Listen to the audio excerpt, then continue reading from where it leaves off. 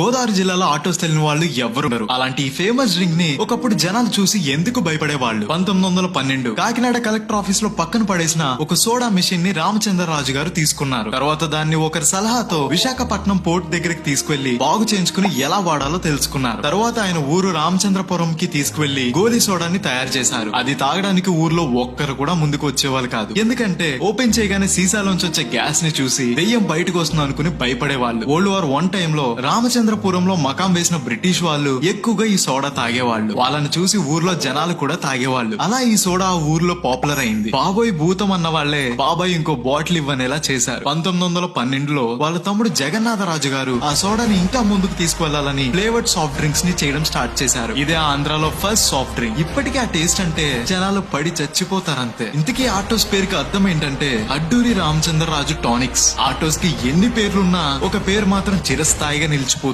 అదే రాజుగారి కలర్ కాయ్. మన గోదావరి గుండెల్లో ఈ ఆటోస్ ఎప్పుడు ప్రవహిస్తూనే ఉంటుంది. ఇలాంటి మరిన్ని వీడియోస్ కోసం గోదావరి స్టేషన్ ని ఫాలో అవ్వాలి మరి.